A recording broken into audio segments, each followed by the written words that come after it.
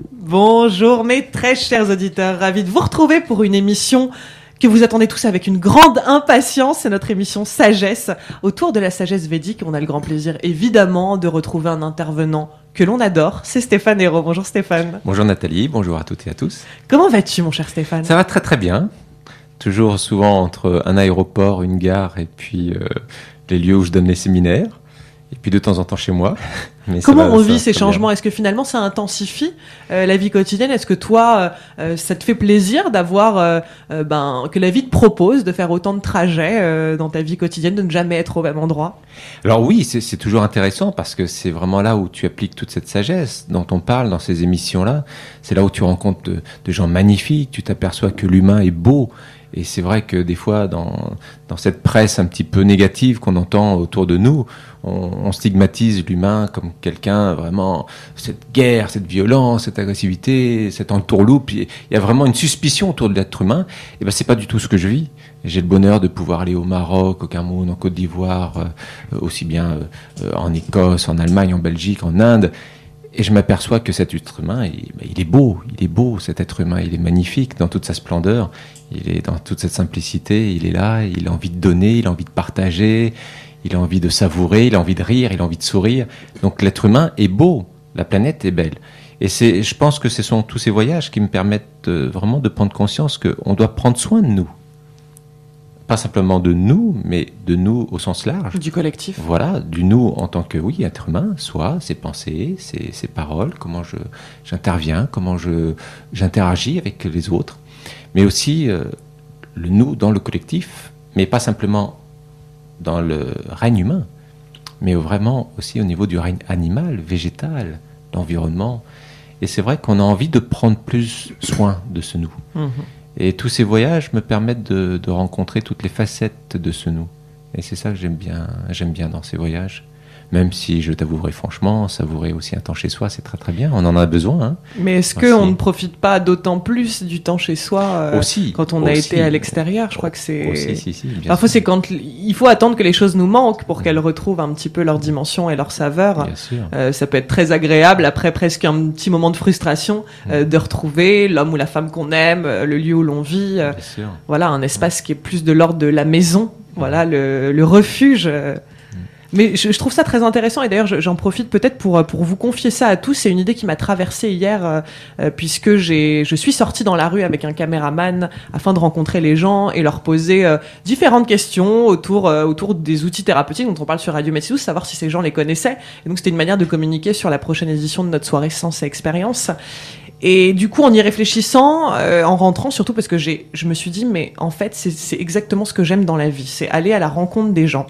Et là, avec un micro et une caméra, finalement, j'avais presque une excuse, c'est-à-dire que c'était simple. Déjà, les gens me regardaient, donc évidemment, parce qu'ils étaient curieux de savoir ce que je faisais avec un mec qui me suivait avec une caméra, donc forcément plus ouvert à ce que j'aille vers eux. J'aurais pensé au départ que les gens seraient plutôt réfractaires, mais non. Presque tous les gens m'ont répondu. Même des gens se sont mis à chanter avec moi dans la rue, à me montrer une danse indienne comme eux ils l'imaginaient, à me faire des démos. Donc on a beaucoup rigolé avec tous ces gens. Et j'ai été inspirée là en revenant au bureau de cette idée. Alors vous allez me dire ce que vous en pensez chez vous et vous me ferez votre retour. De faire des micro-trottoirs, donc lancer les micro-trottoirs de Radio Médecine Douce peut-être une fois par mois. Un micro-trottoir pour dépasser nos idées reçues. Je me dis que beaucoup de fois dans la vie, on croise des gens et on se dit « Oula, cette personne, elle me semble comme ci, comme ça ». On arrive avec nos a priori, avec presque nos jugements, des gens qui nous effraient. Eh bien, je veux aller voir tous ces gens, peut-être des SDF, peut-être des migrants, peut-être...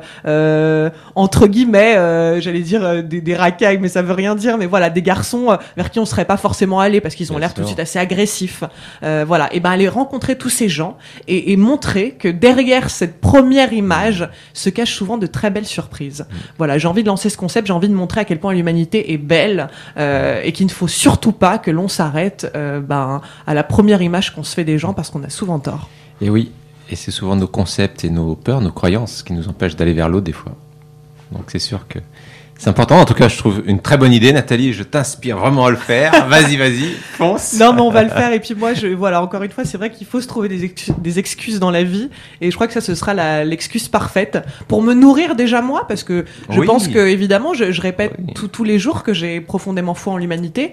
Mais parfois, et quand il se passe des choses un peu difficiles autour de moi, eh bien, j'ai besoin de me prouver à quel point, voilà, l'humanité est belle, et d'aller à la rencontre de cette humanité, parce que c'est bien beau de rester chez soi et dire l'humanité est moche, mais voilà, il faut bien aller à sa rencontre. Donc pour quelque part appuyer ce sentiment, presque cette foi inébranlable que j'ai en moi, eh bien j'ai envie de me confronter à tous ces êtres. Donc je pense qu'on va lancer ça très prochainement sur notre chaîne YouTube. Affaire à suivre, mais je suis tellement inspirée et excitée par ce projet que ça va se faire, C'est ce que j'apprécie chez toi, Nathalie, c'est ton enthousiasme. Tu sais que enthousiasme, c'est un très beau mot qui vient de Intheos, en fin de compte, qui veut dire qui provient de Dieu. Donc lorsqu'on est en contact avec notre étincelle divine à l'intérieur de nous, l'enthousiasme s'exprime dans notre vie. Donc c'est magnifique. Donc c'est presque une reliance au divin, l'enthousiasme. C'est une reliance au divin. De toute façon, quand tu te relis à l'autre, à l'humain, c'est une reliance au divin. Parce que le divin est dans toute chose. Le divin est dans chaque aspect de nous, dans l'autre, dans la pierre, dans l'arbre. Donc oui, c'est une reliance. Alors mon cher Stéphane, afin de démarrer ce nouvel épisode de notre émission Sagesse, évidemment, le petit moment de conte. Oui. Alors j'imagine que tu nous as préparé une histoire où l'histoire va descendre comme elle doit venir aujourd'hui. Alors oui, c'est toujours magique cette histoire, parce que des fois je pars vraiment avec cette histoire en tête, et en fin de compte quand je me retrouve devant toi, devant ce micro, à parler à nos auditrices, auditeurs, une autre histoire vient. C'est ce qui s'est passé la dernière fois d'ailleurs. Mais on ira, on découvrira cette autre histoire que je devais raconter, mais en fin de compte que j'ai pas raconté. Alors, cette histoire que je vais raconter aujourd'hui, c'est une histoire de 2 moines zen. Et dans cette tradition zen, surtout lorsqu'ils sont en pèlerinage, ils ont quand même des conseils de la part de leur maître, ne pas s'adresser aux femmes, de rester vraiment centrés, de ne pas se laisser disperser par les sens. Et ils sont en pèlerinage, donc c'est un jeune moine et puis un vieux moine. Et ils arrivent au bord d'une rivière, et il y a une jeune femme. Le cours d'eau est tellement rapide qu'elle demande de l'aide pour traverser la rivière. Et le jeune moine, sans hésitation, il va la voir, il la porte, il traverse avec elle la rivière, il la dépose sur les berges, et il continue son chemin. Le vieux moine aussi avait traversé, bien sûr, la rivière. Et bon an mal an, ils continuent tous les deux leur chemin. Mais le jeune moine sent qu'il y a quelque chose qui s'est passé depuis ce moment de la rivière. Et depuis un certain temps, il sent comme un silence qui est un peu lourd. Tu sais, des fois, il y a des silences qui sont joyeux, et des fois, il y a des silences qui sont un peu lourds. Et bien, c'est ce silence dont il ressent cette lourdeur. Et puis, à un moment donné, le vieux moine n'en peut plus. Il éclate, il explose. Mais qu'est-ce que tu as fait ? Mais qu'est-ce que tu as fait ? Mais tu as vu, on est en pèlerinage en plus, mais qu'est-ce que tu as fait ? Et là, le jeune, il dit, mais comment ça ? Qu'est-ce que j'ai fait ? Qu'est-ce que j'ai fait ? Raconte-moi. Mais en plus, je dois t'expliquer, tu as touché une femme, tu as porté une femme, mais tu n'es pas conscient. Mais attends. Oh, tu me parles de cette situation qui s'est passée il y a plus d'1h30 sur la rivière. Mais oui, je te parle de cette situation et tu es un imbécile. Il dit, mais mon bon ami, cette jeune femme, je l'ai déposée il y a 1h30. Toi, tu la portes encore. Intéressant, non ? Très intéressant. Donc, c'est une bonne approche pour... en tout cas, ce conte a plein de significations. Mais une des significations qu'on peut prendre en considération, c'est vraiment... Qu'est-ce qui est le plus néfaste pour sa vie en tant qu'être humain ? Est-ce que ce sont les choses, les situations qui se passent mal ou qui se passent hors de nos concepts, hors de nos croyances, hors de nos attentes ? Ou est-ce que c'est ce que nous entretenons en termes de charges émotionnelles qui nous font vivre beaucoup plus de négativité au fond de nous-mêmes ? Donc c'est ça qui est intéressant dans cette histoire. Et ce jeune moine, en fin de compte, il a fait ce qu'il avait à faire. Il l'a fait d'une façon naturelle, sans attente, sans rien que ce soit. Il a fait son service. Il était heureux, épanoui. Mais pourtant... Et surtout, il est passé à autre chose. Et il est passé à autre chose. Alors que le vieux moine, lui, pendant toute cette heure et demie qu'ils ont continué leur chemin, ils étaient encore avec. Donc le mental était vraiment pris dans cette situation. Et c'est pour ça que dans la tradition védique, dans un grand texte de la tradition védique qui est appelé l'Ashtavakra Gita, j'en ai déjà un petit peu parlé dans une des autres émissions, il y a 5 principes qui sont essentiels pour entamer et pour vivre notre chemin spirituel, notre vie d'évolution sur cette planète. Et ces 5 principes, donc le premier c'est Kshama. Kshama, c'est se pardonner. Alors c'est intéressant parce que des fois on a tendance à penser que le pardon est tourné vers les autres, est toujours tourné vers les autres.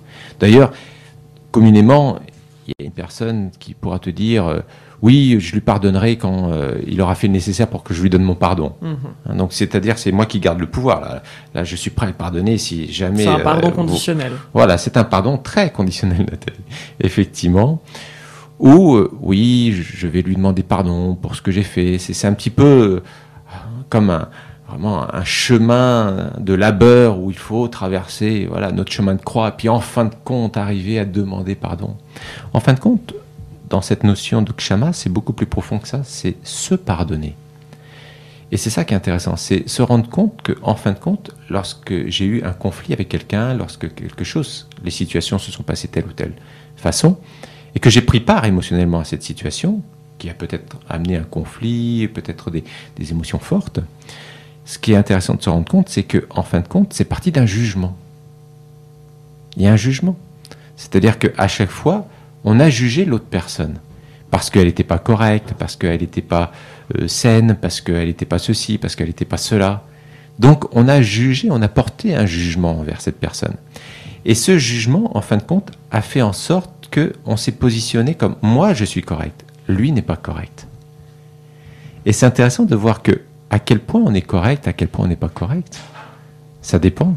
Surtout, qu'est-ce qui se cache derrière? Est-ce que c'est la peur du manque de cohérence? Parce que finalement, quand on juge quelqu'un de ne pas être correct, si lui, il est OK avec ce qu'il est et presque en alignement, eh bien, ce n'est pas censé poser de problème. Mais l'autre qui porte le jugement, lui, tout d'un coup, ressent peut-être la frayeur qu'à un moment, ça puisse... je sais pas, le détourner de son axe. Oui, parce que l'intention de l'autre est peut-être pas celle en accord avec nous-mêmes. Mais en fin de compte, ce jugement, il vient de quoi? De nos peurs, de nos croyances, de nos habitudes, de nos concepts. Mais qui nous dit que ces concepts, ces croyances, ces habitudes sont mieux que les autres? Donc en fin de compte, c'est intéressant de voir que le pardon se place à notre niveau. Est-ce que je suis capable de me pardonner d'en avoir voulu à l'autre? De me pardonner d'en avoir même émis des jugements envers l'autre? Et peut-être qu'en fin de compte, je n'ai jamais partagé à l'autre mes craintes, mes peurs, mes doutes. La communication n'a peut-être pas été établie avec l'autre. Ce qui a fait que cette situation s'est produite.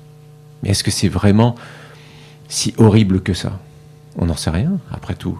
Peut-être que ça peut nous ouvrir d'autres portes. Est-ce que ce sont presque de nos propres frustrations dont on parle quand on juge? Et prenons l'exemple de ce conte, on pourrait faire une explication de texte presque de ce conte. Est-ce que cet homme-là, ce moine, n'est pas quelque part un peu frustré lui-même de ne pas avoir porté et déposé cette jeune femme? Peut-être que ce qui vient lui le toucher, le titiller, et faire qu'il rentre dans ce jugement vis-à-vis de son frère, eh bien, c'est simplement la frustration.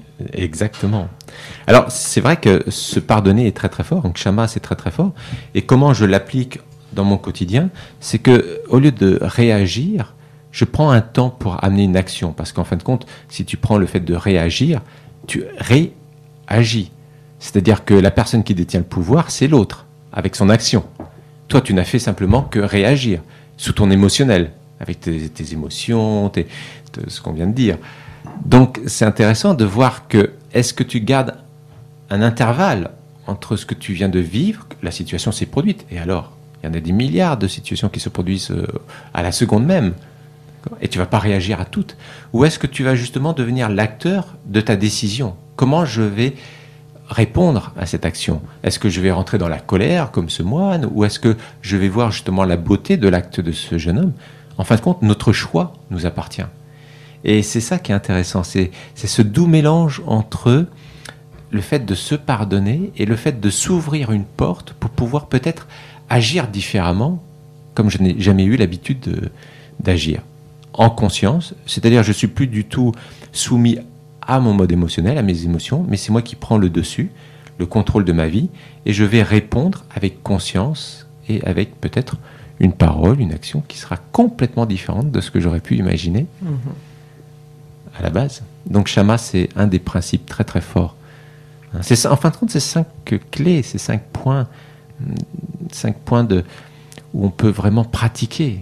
C'est pas simplement de la philosophie, ce que je suis en train de partager de cette tradition védique. C'est pas simplement des principes psychologiques. Non, parce que c'est très concret. Oui, c'est très Finalement, concret. C'est un petit peu dans la vie, quand on sent qu'il faut qu'on fasse quelque chose, il faut le faire. C'est-à-dire que si on a l'intuition que là c'est juste, même si quelque part ça rentre pas dans ce qu'on connaît, dans notre ligne de pensée, dans une forme de cohérence qu'on cherche à atteindre ou d'une perfection, eh bien si on sent que voilà, ça doit être fait dans notre essence, eh bien je crois qu'il faut le faire tout simplement, au lieu de le garder et après de le cogiter pendant des heures et des heures, voire des jours, des mois. Et ça empêche peut-être le regret aussi. Ça empêche, en fin de compte, ce qu'on vient de dire, c'est vraiment une clé pour dissoudre ce qu'on appelle la graine du regret et des remords. Alors, la deuxième clé, le deuxième principe est très intéressant parce qu'il est appelé Arjava. Et Arjava, justement, c'est un peu ce que tu viens de toucher, sans peut-être le nommer comme ceci, mais tu l'as touché dans ta façon de t'exprimer. C'est la sincérité. Se pardonner n'est pas nécessaire. Parce qu'on peut, oui, je me suis pardonné des milliers de fois, tu sais, comme on peut parler des fois. Oui, mais je connais le pardon, ça fait tellement de fois que je le pratique, je me suis pardonné. Mais il n'y a pas de sincérité. Cette sincérité, c'est ce qui va nous amener justement à la transformation. Est-ce que je vais transformer ces situations? Ou est-ce que je suis pris encore et encore dans les mêmes situations en disant, mais comment ça se fait que ça se répète encore et encore? C'est parce qu'il manquait l'ingrédient qu'on appelle la sincérité. Est-ce que je suis sincère avec moi-même? Et cette sincérité doit aller dans le sens où je vais chercher au plus profond de moi. Tiens, effectivement, là, je sens que je ne suis pas encore sincère. C'est difficile pour moi encore de me pardonner. Je sens que j'ai encore une petite partie de moi qui en veut à l'autre personne ou qui s'en veut à soi-même. Parce que des fois, c'est ça aussi. On s'en veut à nous-mêmes. Et le fait de se pardonner, c'est arriver à soigner cette petite partie de nous. Mais c'est souvent ça, en fait. Et c'est souvent. Et le fait qu'on s'en veuille, en fin de compte, on va agir différemment. Et j'avais pris pour principe, et je l'ai toujours comme principe, c'est-à-dire que lorsque j'ai une personne avec qui j'ai vécu un conflit, c'est rare que je désire le traiter sur le moment. Parce qu'en fin de compte, sur le moment, c'est toujours empreint d'émotion. Et l'émotionnel va nous amener justement dans cette balance action-réaction, action-réaction. Alors, je prends un temps de recul et j'amène la méditation. Parce que ces principes, comme je disais, c'est pas philosophique, c'est pas psychologique, c'est vraiment expérientiel. Donc, c'est avec la méditation que toutes ces clés qui sont déjà présentes en nous vont se manifester. Il n'y a pas grand-chose à faire, c'est simplement quelque chose qui se manifestera. Plus je serai en contact avec ma dimension divine, avec mon être intérieur, plus ça va se manifester, ça sera plus facile d'appliquer ces clés de sagesse. Donc, cette sincérité, le fait de se pardonner, ce que je faisais, c'est je prenais un temps de méditation. Et j'allais m'asseoir avec mon enfant intérieur. Tiens, quelle est la partie de moi qui a été touchée? Quelle est la partie de moi? Quelle est la partie de mon ego qui a été un peu mis à bas? Et là, j'allais. Et en fin de compte, je commençais à voir que mes jugements vis-à-vis de cette situation, vis-à-vis de cette personne, en fin de compte, c'était le frein. C'est ça qui m'empêchait d'être heureux, d'être épanoui. C'était ces freins, ni plus ni moins. Donc j'allais vraiment au fond de moi-même, dans un état méditatif. Donc c'est-à-dire, c'est pas une élucubration mentale, c'est je me laisse aller et petit à petit, il y a des prises de conscience qui arrivent. Tiens, et là tu revois ce qui se passe. Tu vois tout le fil, toute l'histoire d'une façon limpide. Et à un moment donné, tu te dis, voilà, j'ai qu'une envie, c'est d'être bien en harmonie avec moi. Donc je me pardonne. Je me demande pardon d'avoir jugé, d'avoir voulu cette personne. Et maintenant, l'étape suivante, c'est est-ce que tu es capable d'aller rencontrer cette personne? Parce que des fois, c'est là le test. C'est quand tu vas revoir cette personne, est-ce que ça te fait vivre encore des émotions ou est-ce que tu te sens à l'aise avec?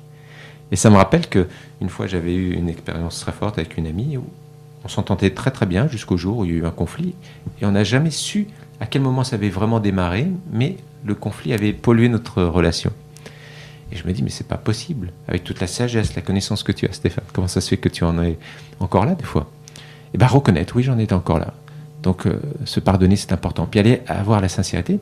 Et là, je parlais avec mon être intérieur en disant, écoute, maintenant je suis prêt. Mets-moi la situation où je vais pouvoir la rencontrer et partager avec elle. pour dissoudre ce qui s'était noué. Et en fin de compte, Nathalie, ça s'est passé... Alors, donc, cette personne vit dans la région parisienne, et j'étais parti donner un stage à Lyon, et cette personne se retrouvait à Lyon aussi. Et au moment donné où je suis reparti de la ville de Lyon, je me suis retrouvé sur la gare, et qu'est-ce que je vois sur ce quai? Je vois mon amie. Alors bien sûr, on se fait un coucou, et là je sens que c'est paisible en moi. Je m'approche d'elle, elle s'approche de moi, on se fait la bise, très social. Et puis dans la discussion, ah tiens, tu retournes sur Paris, oui. Et quelle est ta voiture? Alors je suis dans la voiture 17, et toi? Ah ben j'ai la même voiture 17. Me dis pas qu'elle était à côté de toi. Eh ben si. Oh non. J'avais la place 78 et elle avait la place 77. Ok. Et donc pendant tout le trajet, on a partagé ensemble. Et c'est là où ça s'est dénoué. Donc oui, c'est faisable. Oui, c'est faisable parce que cette sincérité te met proche du principe de Dieu, du divin, de la conscience. Et la conscience est tellement puissante, hein, elle est omnisciente, omniprésente, omnipotente. Donc elle est capable de mettre en place des situations où toi-même, si tu voudrais le faire, ça serait compliqué avec ton mental de pouvoir l'établir, choisir le même temps de retour, la même place, la même voiture. Tu vois, c'est très compliqué tout ça. Mais en fin de compte, c'est très simple pour la vie.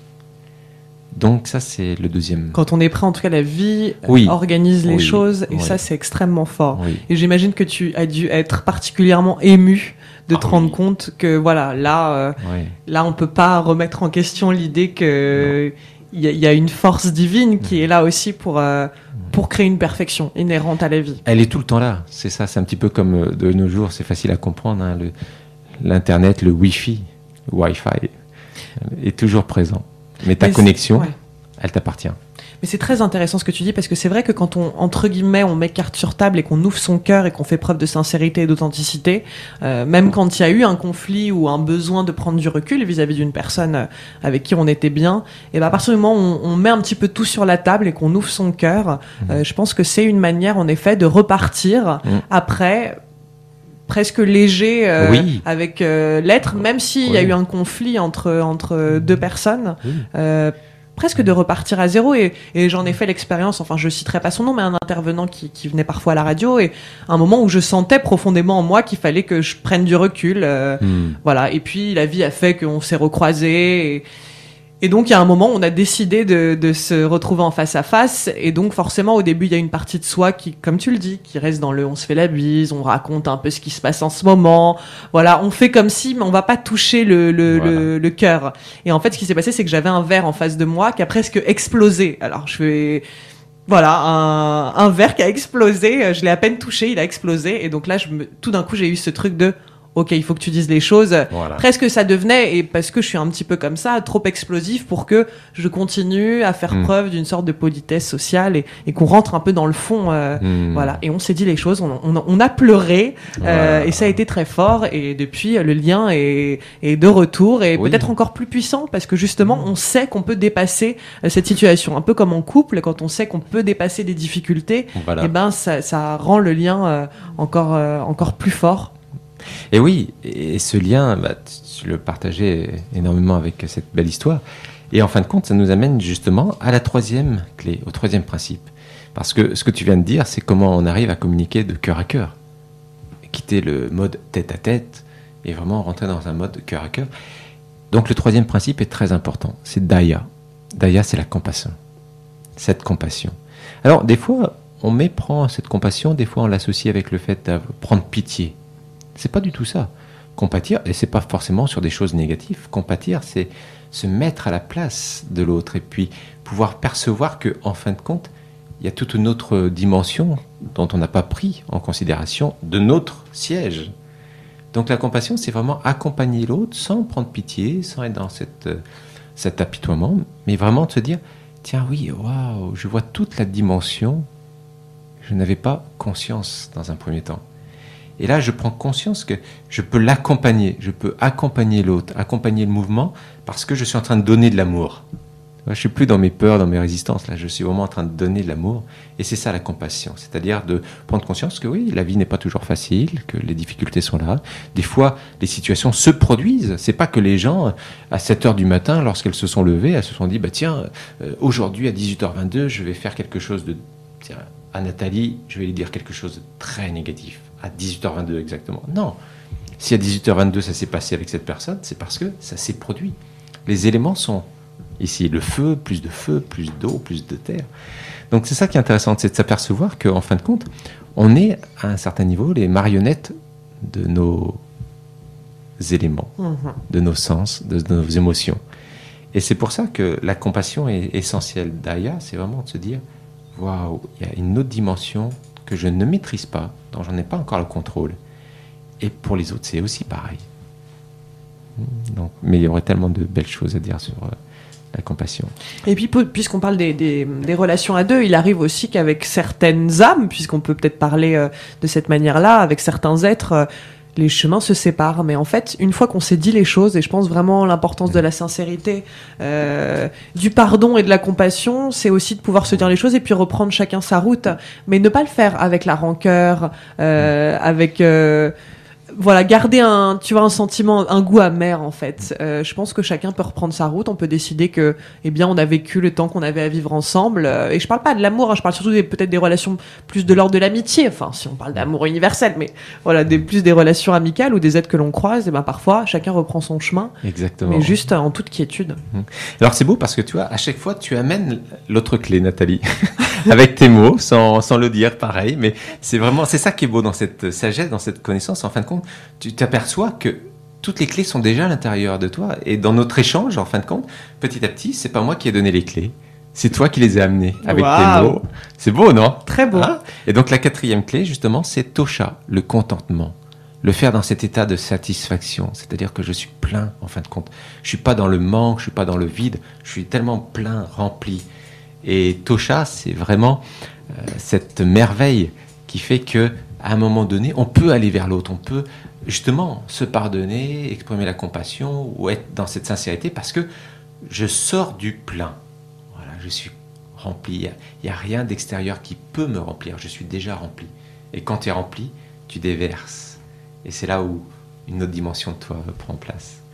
Et la 5e clé, le 5e principe s'appelle Satya. Satya, c'est la vérité. Alors, qu'est-ce que la vérité ? La vérité, c'est pas, voilà, tu nous as servi 2 tasses de thé, et puis en fin de compte, non, tu m'avais servi du jus de pomme. Non, c'est du thé. Ça, ce sont des faits, on relate simplement des faits. C'est pas ça la vérité. D'ailleurs, c'est intéressant parce que lorsque Pilate a rencontré Jésus, et que Jésus lui a dit, je suis là pour témoigner de ce qu'est la vérité. Et Pilate lui a dit, qu'est-ce que la vérité ? Et Jésus n'a jamais répondu à Pilate, alors qu'il aurait pu très bien lui donner un enseignement sur la vérité.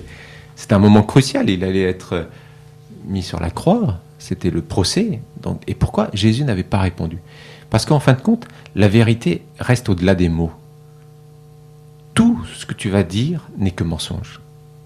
C'est comme si, à un moment donné, je vais avec mon seau près de l'océan, je prends une portion de l'océan dans mon seau et je te dis, ben voilà, j'ai attrapé l'océan.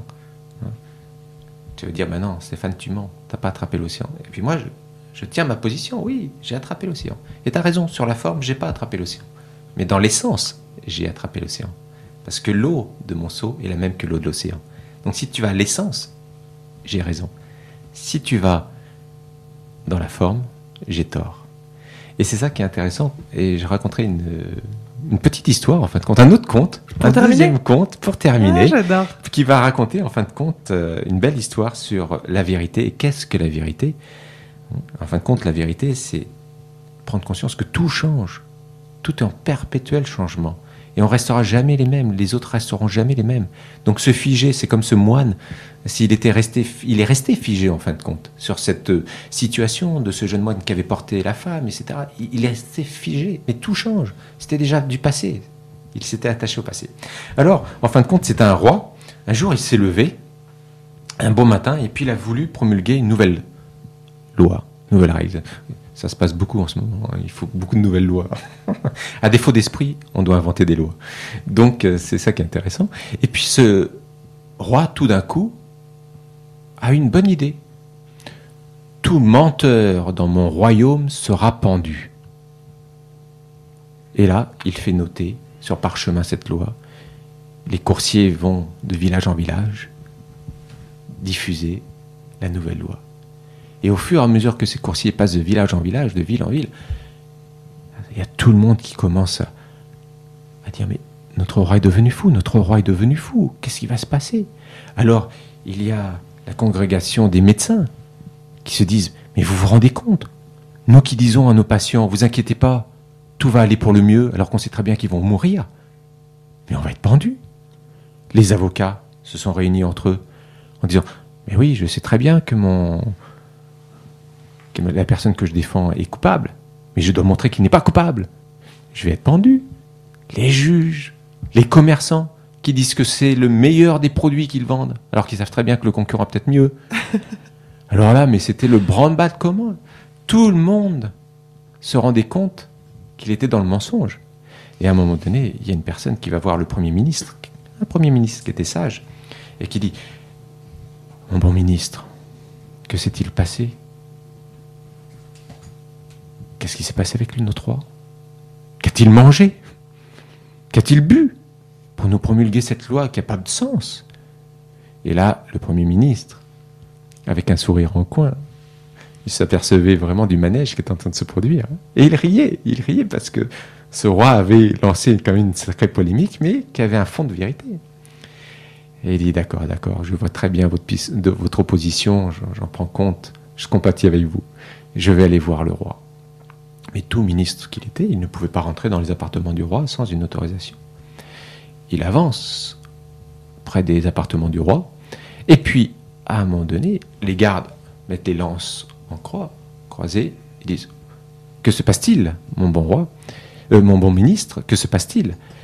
Dites au roi que je vais me faire pendre.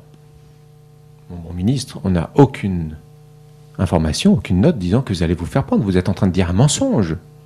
Dites au roi que je vais me faire pendre. Et mon bon ministre, personne n'a dit que vous allez être pendu. Donc vous dites un mensonge. Et donc là, on va voir le roi. Il dit, le bon ministre a dit un mensonge. Il vient vous voir en disant qu'il va être pendu, alors que personne n'a dit qu'il allait être pendu. Et là commence à se passer la magie. Parce que le bon roi s'imagine très bien dans la situation. Ou s'il fait pendre son Premier ministre, comme quoi il avait dit un mensonge qu'il allait être pendu, il aurait dit la vérité. Donc qu'est-ce que la vérité?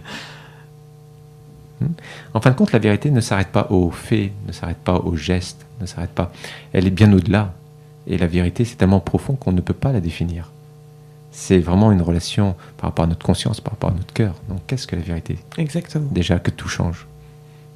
C'est vrai que la vérité n'est pas un concept finalement extérieur à nous, il est profondément intérieur. Exactement. Et la vérité, quelque part, comme tu le disais, avant de démarrer la récitation de ce conte, la vérité est soumise au changement. En fait, je crois que nous sommes tous des chercheurs qui ne détenons pas la vérité et nous avons presque le devoir de remettre en question chaque jour ce que nous pensions hier. Tout le temps. Mais la vérité peut être en même temps quelque chose de très important parce que notre vérité, c'est notre lien à nous-mêmes. Oui. C'est le fait d'être honnête, authentique, presque de savoir se respecter. Exactement. Elle réside dans ces 5 clés. Se pardonner, Kshama, Arjava, la sincérité, Daya, la compassion, Tosha, le contentement, et puis Satya, la vérité. Super. Cher Stéphane, on peut évidemment se rendre sur le site de l'Art de Vivre pour suivre un petit peu toute l'actualité de tes stages, de tes formations. Oui, des formations cet été en résidentiel avec l'association Terre du Ciel, où on pourra expérimenter en une semaine 2 stages combinés, l'art de respirer, l'art du bonheur, et l'art de méditer. Waouh. Voilà, donc ça c'est un très beau programme en perspective. Un beau cadeau qu'on peut se faire pour passer un cap dans sa vie, sur notre existence. Merci très cher Stéphane, on te retrouve le mois prochain pour un nouvel épisode. Et stéphanehero.com, voilà. Non mais tu as raison de le dire. stéphanehero.com, AYRAULT.com, pour ceux qui veulent aussi écouter les chants Bhajan que j'ai, donc l'album Sagesse, et puis se le procurer. Voilà, donc rendez-vous sur www.stéphanehero.com. Merci Nathalie. Merci Nathalie au mois de ce prochain, bon moment, toujours c'est un beau partage. Toujours c'est plein de petites paillettes, des fragments d'absolu. J'adore, moi, ça me rend poète. J'aime cette émission. À chaque fois, je me sens presque un petit peu grandi. Donc, c'est toujours très bon de te retrouver. Merci. À très vite, Stéphane.